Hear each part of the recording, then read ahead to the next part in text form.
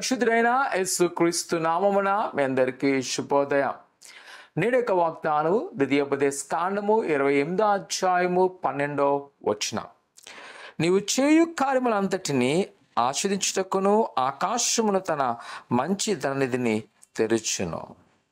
ప్రియకుమార కుమార్తె, ఇజ్రాయెల్ ప్రజలు వారు నూతన దేశంలో అడుగు పెడుతున్నప్పుడు ప్రభు వారికి అనేకమైన వాగ్దానాలను సమకూర్చాను.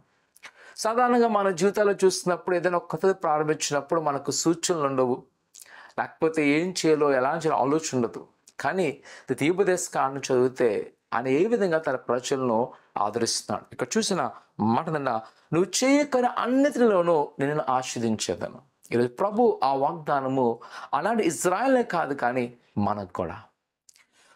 కుమార్తె, నిరాశపడక, అధైర్యపడక, నువ్వు తలపడుతున్న కార్యాలు నెరవేర్చబట్లేదని దిగులు చెందక, ఒకవేళ నువ్వు ఎన్నో లోన్స్ ప్రయత్నం చేస్తున్నాక అవి రావట్లేదని దిగులు చెందక, లేదా వివాహ ప్రయత్నాలు చేస్తున్నావు అవి విజయవంతం అవ్వట్లేదని, లేదా ఉద్యోగరీతిగా ఇంటర్వ్యూస్ అటెంప్ట్ చేస్తున్నావు కానీ అవి సక్సెస్ అవ్వట్లేదని ఆందోళన చెందుతున్నావేమో, భయపడక మొదట ప్రభువుకి అప్పగించు.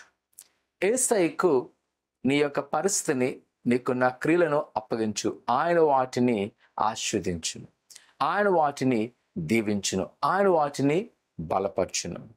ఈరోజు భయపడక ఆయన నమ్ముకుంచు, ఆయన పట్ల గొప్ప కార్యం చేయను. ప్రార్థన చేసుకుందాం. పరిశుద్ధులైన దేవా, నీకు వందనాలు.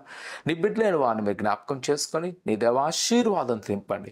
వారికున్న దిగులు, వారికున్న ప్రతి వేదనకి అప్పగిస్తుండగా ప్రభా, మీరే వారిని ధైర్యపరచండి, బలపరచండి. నీ కృపాక్షములతో నింపి ఆశీర్వదింపచేసి ఫలింపచేయమంటున్న దేవా, నీకు వందనాలు.